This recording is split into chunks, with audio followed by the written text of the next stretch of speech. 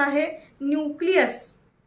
In this nucleus there are, आता ह्याच्यामध्ये आपण पाहिलं की बघा नेहमी प्रत्येक ॲटम मध्ये काय असतो, सेंटरला न्यूक्लियस असतो. प्रत्येक आपण कुठला पण एक मेटलचा ॲटम बघितला तर त्याच्या सेंटरला न्यूक्लियस आहे आणि त्याच्या भोवताली त्याचे काय ऑर्बिट्स आहेत.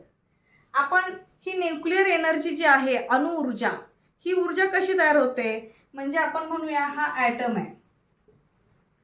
हा ॲटम जो आहे त्या ॲटमचा हा काय आहे, न्यूक्लियस आहे.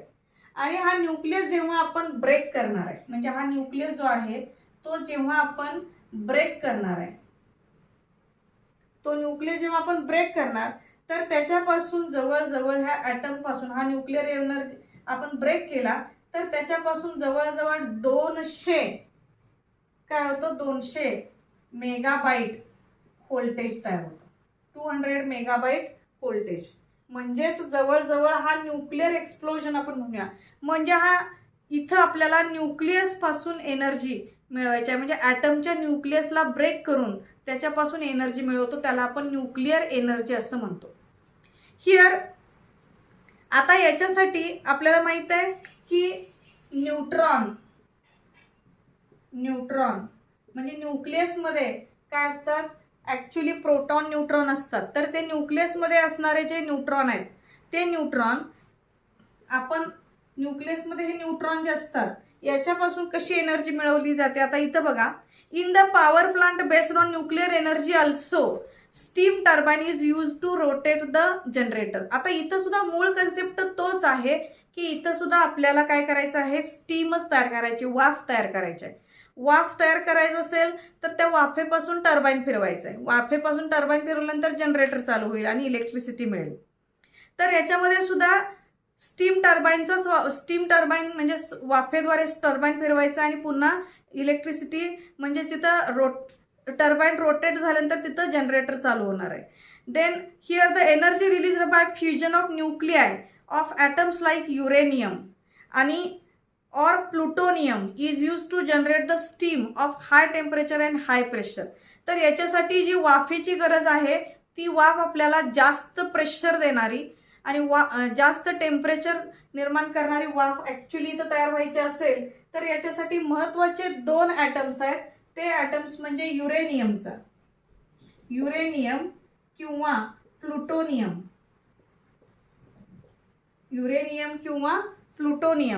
ह्या 2 युरेनियमचा धातू आहे आणि प्लुटोनियम, ह्या दोन्हीपैकी कुठल्या पण एका धातूचा काय करायचं आहे, आपल्याला ॲटम घ्यायचा आहे. तर त्या ॲटम युरेनियम किंवा प्लुटोनियम ह्या दोघांचे जे अणू आहेत त्या अणूंमध्ये त्या अणूंचं काय करायचं आहे, त्याच्यामधला जो न्यूक्लियस आहे त्या न्यूक्लियसचं फ्युजन करायचं आहे. म्हणजे आता न्यूक्लियसचं फ्युजन कसं करायचं, तर आता समजा आपण युरेनियमचा ॲटम घेतला तर हे न्यूट्रॉन काय करायचं, याच्यावरती काय करायचं, याच्या युरेनियमच्या ॲटमवरती काय करायचं, न्यूट्रॉनचा काय करायचंय, मारा करायचा. बंबार्डमेंट म्हणजे मारा करायचा. म्हणजे याचा ॲटम जो आहे तर त्याच्यावरती काय करायचं आहे, ह्याच्या न्यूक्लियसचा काय करायचं, याच्यावरती बंबार्डमेंट करायचं. बंबार्डमेंट म्हणजे मारा, म्हणजे त्यालाच आपण म्हणायचं की न्यूक्लिअर फ्युजन. बंबार्डमेंट म्हणजेच कोलिजन, म्हणजे एक न्यूक्लियस वरती काय करायचं आहे, दुसऱ्या न्यूक्लियसचा न्यूट्रॉनचा काय करायचा आहे, मारा करायचा. आणि हा मारा केल्यानंतर ह्या युरेनियम काय होईल, आता ह्यातला युरेनियम जो आहे हा युरेनियम ह्यातनं स्प्लिट होतो, युरेनियम फुटतो आणि युरेनियम स्प्लिट झाल्यानंतर त्याच्यापासून सगळ्यात महत्त्वाचं इथं न्यूक्लिअरचं फ्युजन होतं. न्यूक्लिअर फ्युजन झाल्यानंतर plutonium is use to generate steam of high temperature. याच्यापासून जी वाफ तयार होते ती वाफ जी असते ती हाय प्रेशर म्हणजे जास्त दाब आणि जास्त टेम्परेचर देणारी आहे.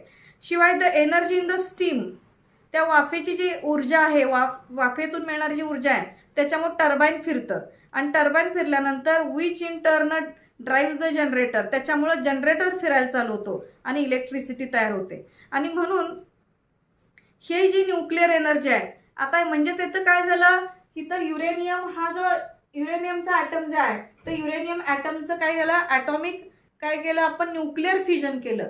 म्हणजे या युरेनियमवरती न्यूट्रॉनचा मारा केला. न्यूट्रॉनचा मारा केल्यानंतर युरेनियम ब्रेक होईल आणि त्याच्यापासून काय होईल, क्रिप्टॉन आणि बोरॉन. क्रिप्टॉन आणि बोरॉन काय होतील ह्याच्यामधले मोलेक्युल्स ह्याच्यातले एनर्जी ह्यातले. When neutron is bombarded on an atom of uranium it absorbs the neutron and convert its isotope uranium, that is a uranium 236 being extremely unstable and converts the atom. म्हणजे ह्याच्यापासून barium आणि krypton, barium म्हणजे ह्याच्यापासून barium आणि krypton हे काय होतात, ह्याच्यापासून ॲटम्स तयार केले जातात.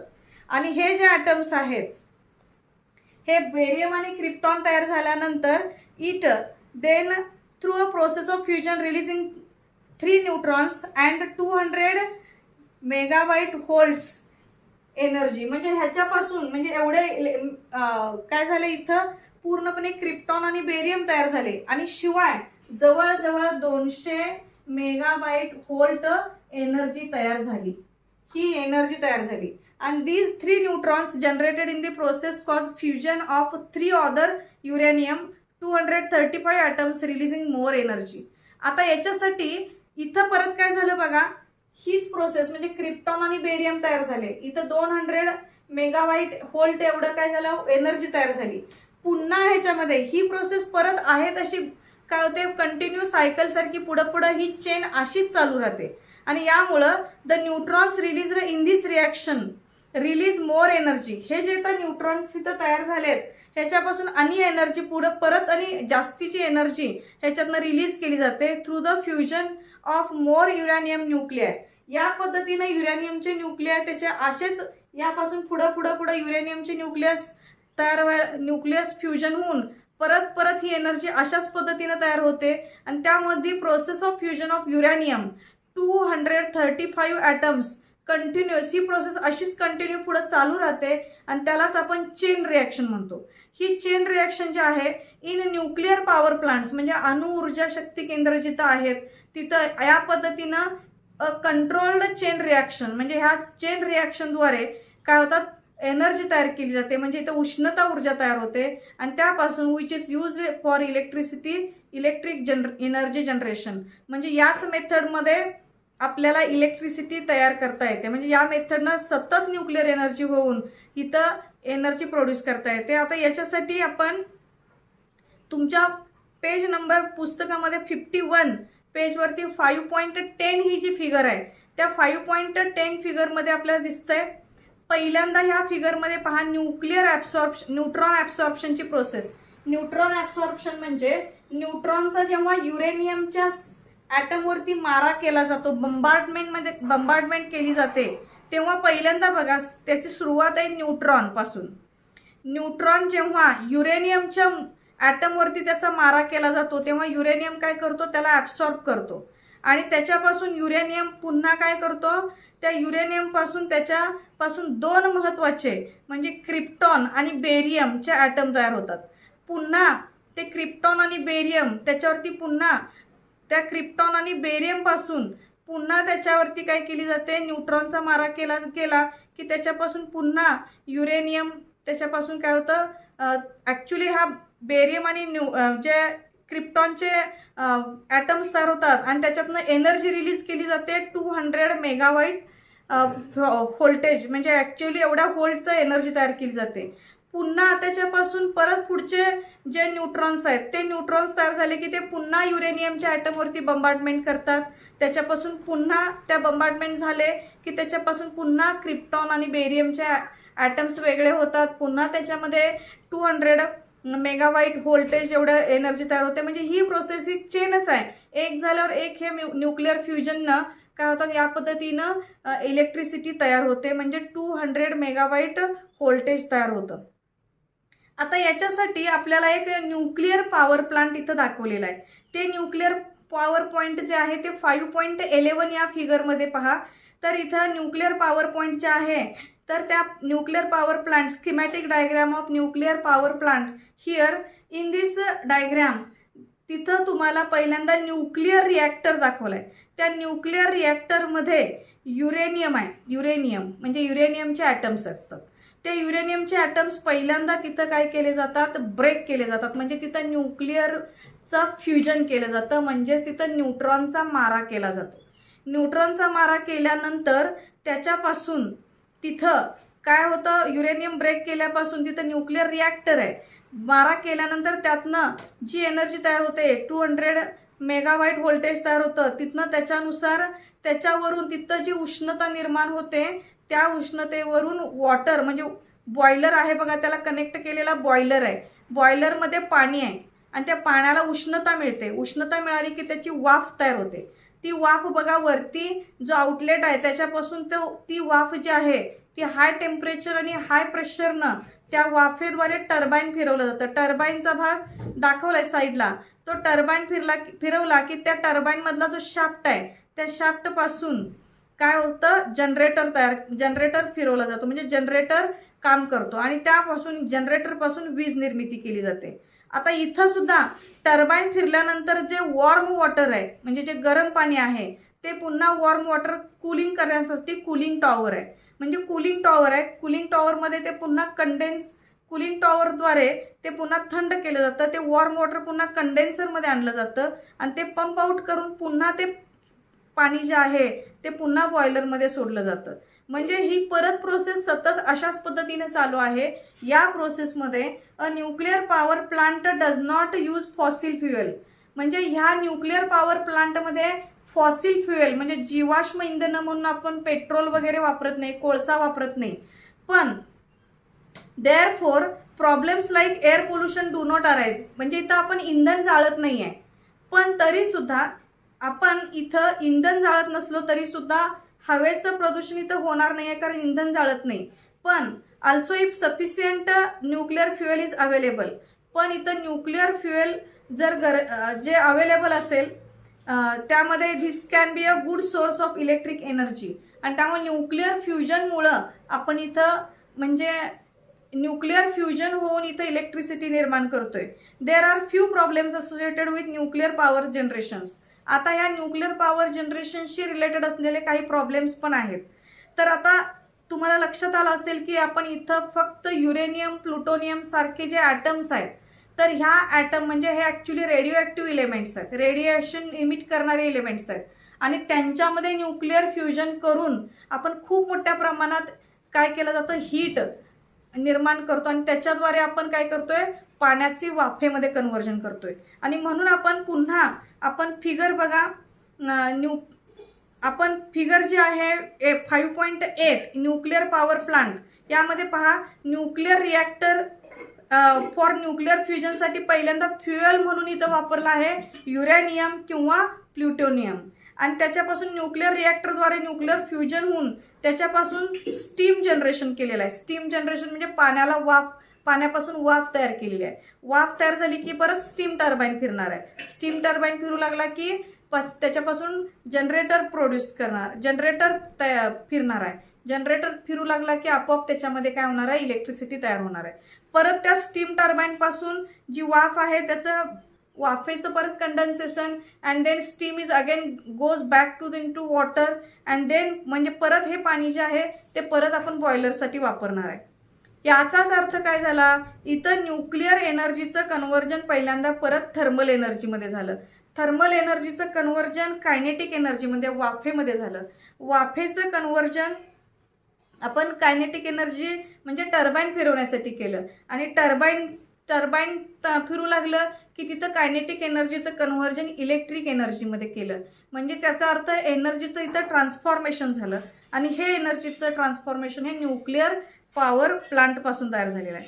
आता हे सगळं जरी झालं तरी हे जे न्यूक्लिअर पॉवर प्लांट आहे ह्याचे काही प्रॉब्लेम्स पण आहेत, म्हणजे याच्यापासून काही आपल्याला अडचणी निर्माण होत आहेत आणि त्या कोणत्या आहेत, तर त्यातली पहिली अडचण आहे the products after fusion of nuclear fuel are also radioactive and emit harmful radiations. म्हणजे हे जे रेडिओ ॲक्टिव्ह इलेमेंट ह्याच्यात वापरले जातात त्यामध्ये हा जो युरेनियम आहे किंवा प्लुटोनियम आहे ते रेडिओ ॲक्टिव्ह इलेमेंट आहेत, कारण ते सतत मुलांनो ते अतिशय घातक असे इलेमेंट आहेत, कारण ते सतत रेडिओ ॲक्टिव्ह रेज काय करतात, इमिट करत असतात, इमिट म्हणजे बाहेर टाकत असतात आणि ते अतिशय घातक असतात. Because they emit radiations and because of these radiations are harmful to human being. And the products are called as a nuclear waste. आणि ह्याच्यापासून बाहेर पडणारं जे प्रॉडक्ट आहे ते न्यूक्लिअर वेस्ट आहे. How to dispose the nuclear waste safely is a big challenge before the scientist. आणि म्हणून हे बाहेर पडणारं जे न्यूक्लिअर वेस्ट आहे त्याचं विल्हेवाट कशी लावायची ही समस्या आता मोठी म्हणजे शास्त्रज्ञांच्या समोर ही समस्या आता मोठ्या पद्धतीने निर्माण झालेली आहे. आता याचा म्हणजे हा एक त्याचा तोटा आहे की हे रेडिएशन्समुळं हे हार्मफुल असतात. आणि दुसरं आहे an accident in nuclear power plant can be very fatal. म्हणजे आता जर आपलं हे न्यूक्लिअर पॉवर प्लांट जे बघितलं आपण त्यामध्ये जर आपण पाहिलं की जो बॉयलर आहे त्या बॉयलर नंतर त्याला अटॅच असलेला युरेनियम ब्रेक करणारं जे न्यूक्लिअर फ्युजन करणारं जे चेंबर आहे, समजा ते फुटलं म्हणजे ते ब्रेक झालं तर तिथं खूप मोठा स्फोट होऊ शकतो.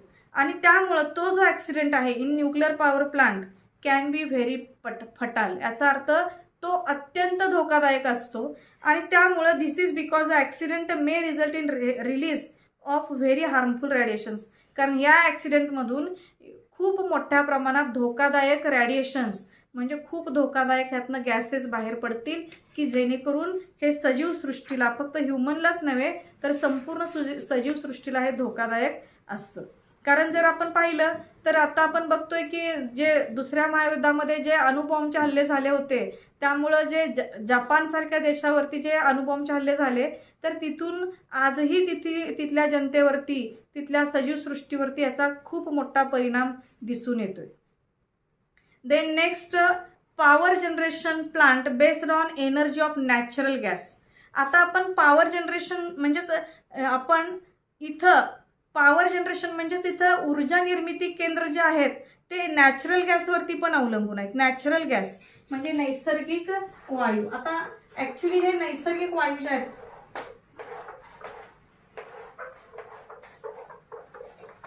Power generation plant with the help of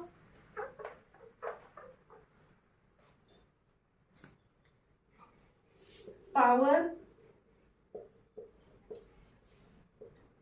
generation plant based on natural gas.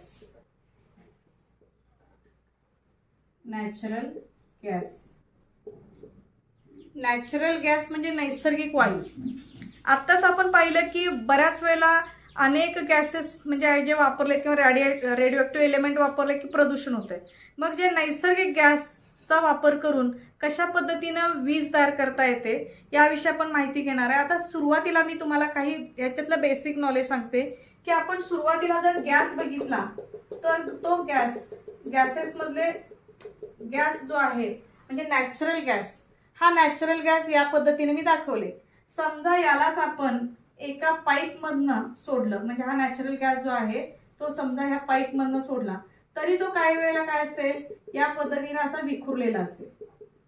हा गॅस जो आहे तो या पद्धतीने विखुरलेला असेल. या पाईपमधनं तो सोडला.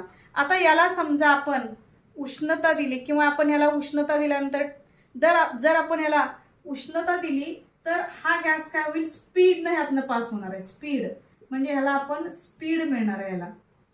म्हणजे हा गॅस जो आहे तो आपण त्याला उष्णता दिली की 100% हा गॅस स्पीडनं काय होणार आहे, पास होणार आहे. In this plant turbine is run by a gas at a very high temperature.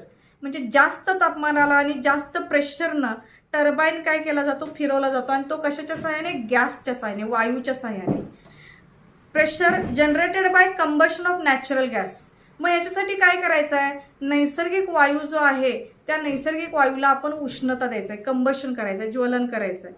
आणि त्याद्वारे a flow chart showing various stages in the power generation plant based on natural gas. आता याच्यासाठी आपल्याला हा जो फ्लो चार्ट दिसतोय तर इथं तुम्हाला लक्षात आलं असेल हे नैसर्गिक वायू आपण म्हणूया नैसर्गिक वायूमधले हे कण ते आपण एका पाईपमधनं पास केलं. ह्याला आपण हाय टेम्परेचर दिलं म्हणजे त्याला आपण उष्णता दिली तर हाच वायू आता काय होईल, स्पीडनं काय होणार आहे, पास होणार आहे. आणि तो स्पीडनं पास होणार आहे म्हणजे पाईपमधनं पास होताना अतिशय तो स्पीडनं असं काय होणार आहे, स्पीडनं हा वायू पास होणार आहे. आणि याचाच वापर करून मग त्यातनं आपल्याला काय करायचं आहे, त्या स्पीडनं पास होणाऱ्या गॅसेसचा म्हणजे प्रेशर खाली पास होणाऱ्या गॅसेसच्या सहाय्याने आपल्याला काय करायचं आहे, टर्बाईन फिरवायचं आहे. आता याच्यासाठी जो फ्लो चार्ट आहे त्यामध्ये आहे कॉम्प्रेसर. म्हणजे आता बघा, कॉम्प्रेसर म्हणजे थोड्या जागेमध्ये आपण मोठ्या प्रमाणात गॅस काय करतोय, कॉम्प्रेस करून बसवतोय. म्हणजे आता आपण उदाहरणार्थ आपल्या घरामध्ये स्वयंपाकाचा गॅस सिलेंडर असतो, त्यामध्ये लिहिलेलं असतं 14.2 kg किंवा 15 kg. तर 15 किलो इतका गॅस हा कॉम्प्रेस करून त्या छोट्याशा लिमिटेड स्पेसमध्ये एवढ्या मोठ्या प्रमाणात गॅस काय केलेला असतो, कॉम्प्रेस करून, म्हणजे उच्च दाबाखाली काय केलेला असतो, हा गॅस भरलेला असतो. त्यालाच म्हणायचं कॉम्प्रेस्ड फॉर प्रेशराइज्ड एअर. म्हणजे हवेच्या दाबाने काय केलेला असतो, हा गॅस प्रेशराइज एअरच्या सहाय्याने कॉम्प्रेस करून हा गॅस त्यामध्ये भरलेला असतो. आपण त्याला उष्णता दिली म्हणजे त्याला हीट केलं, तर त्याच्यापासून कंबशन चेंबरमध्ये, कंबशन चेंबर म्हणजेच त्याला आपण उष्णता देतो त्या गॅसला. तर त्या उष्णता दिल्यानंतर त्या नॅचरल गॅसला जेव्हा आपण कंबशन चेंबरमध्ये सोडायचं, कंबशन केल्यानंतर त्याच्यामध्ये खूप मोठ्या प्रमाणात काय होणार आहे, तिथं आपण त्या नैसर्गिक वायूला काय केलेलं आहे, उष्णता दिली. उष्णता दिली की त्यापासून प्रचंड प्रमाणात काय होणार आहे, गॅस काय होणार आहे, स्पीडनं पास होणार आहे. त्या गॅसच्या स्पीडवरून काय होणार आहे, टर्बाईन फिरणार आहे. टर्बाईन फिरलं की जनरेटर फिरेल आणि जनरेटर फिरला की इलेक्ट्रिक एनर्जी तयार होते. यामध्ये सुद्धा there are 3 main sections in this plant. Pressurised air म्हणजे हवेमध्ये जो वायू आहे त्याला आपण प्रेशराइज केलं म्हणजे उच्च दाब दिला.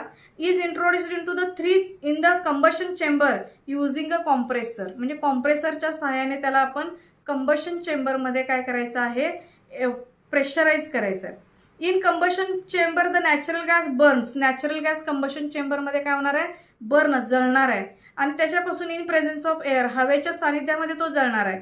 आणि ह्या the gas at very high temperature and pressure, आणि जास्त तापमान आणि जास्त दाबाखाली तो काय होणार आहे, गॅस जो जळणार आहे. In this chamber runs the turbine. आणि त्या जास्त प्रेशरमुळं गॅसचा जो प्रेशर वाढतो त्याच्यावरून तिथं टर्बाईन फिरू लागेल. The turbine then drives the generator. टर्बाईनमुळे जनरेटर पण फिरू लागेल आणि इलेक्ट्रिसिटी तयार होते. Step by step transformation of energy. आणि इथं step by step energy transform होईल.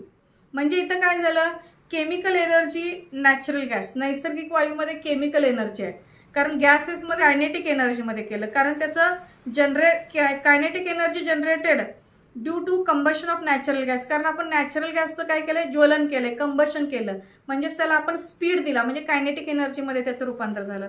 पण कायनेटिक एनर्जीमध्ये मुळे पुढं टर्बाईन काय झाला, रन झाला, आणि टर्बाईन रन झाला की इलेक्ट्रिक एनर्जी तयार झाली.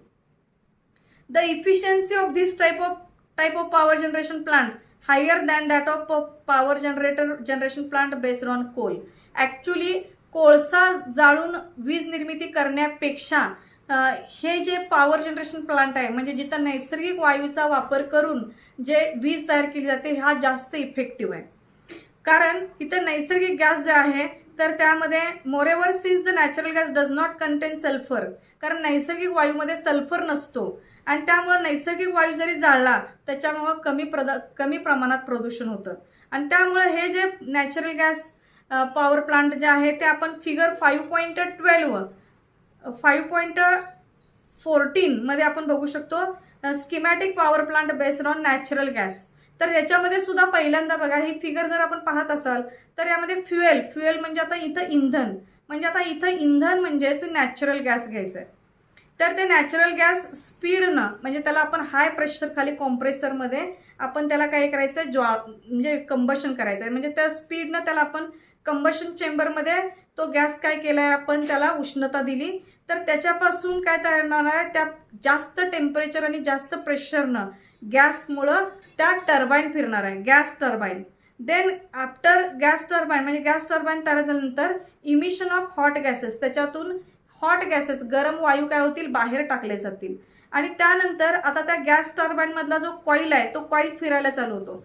कॉईल फिरायला चालू झाला की त्याच्यापासून जनरेटर फिरायला चालू होतो आणि इलेक्ट्रिक एनर्जी तयार होते. आता ही जी इलेक्ट्रिक एनर्जी तयार होते, पुन्हा त्या गॅस टर्बाईनपासून तयार होणारे जे गॅसेस आहेत ते काय करायचे, पुन्हा आपण कंबाशन चेंबरमध्ये परत त्यातले काही गॅसेस परत पाठीमागे पाठवू शकतो. आता या साह्याने इलेक्ट्रिसिटी जी जनरेट होते ती इलेक्ट्रिसिटी ही इको फ्रेंडली आहे. काय? कारण ह्याच्यामधून अतिशय कमी प्रमाणातच प्रदूषण होतं. आता असे काही नैसर्गिक वायूचे म्हणजे नॅचरल गॅस पॉवर प्लांट्स जे आहेत ते सुद्धा त्याची कॅपॅसिटी असे काही नॅचरल गॅस पॉवर प्लांट्स जे आहेत ते त्याच्यामध्ये असे कोणकोणत्या ठिकाणी आहेत. आता आंध्र प्रदेशमध्ये समारलकोटा हे आंध्र प्रदेशमध्ये समारलकोटा या ठिकाणी असं नॅचरल गॅस पॉवर प्लांट आहे. त्याची कॅपॅसिटी आहे 2620 मेगावॅट एवढं तिथं वीज निर्माण होते. त्यानंतर महाराष्ट्रामध्ये अंजनवेल या ठिकाणी 2220 मेगावॅट एवढी वीज निर्माण होते. त्यानंतर दिल्लीमध्ये बावना या ठिकाणी 1500 मेगावॅट एवढी वीज तयार होते. आणि आंध्र प्रदेशमध्ये कोंडापल्ली या ठिकाणी 1466 मेगावॅट एवढी वीज तयार होते. आणि या नैसर्गिक this is a natural power plant म्हणजे या ठिकाणी नॅचरल गॅसच्या सहाय्याने पॉवर प्लांटद्वारे आपण वीज निर्माण करू शकतो. आणि इथं आज आपण एवढ्या गोष्टी बघितलेल्या आहेत. आणि यानंतर electric energy generation and environment हा पॉईंट जो आहे तो आपण उद्याच्या व्हिडिओमध्ये पाहूया.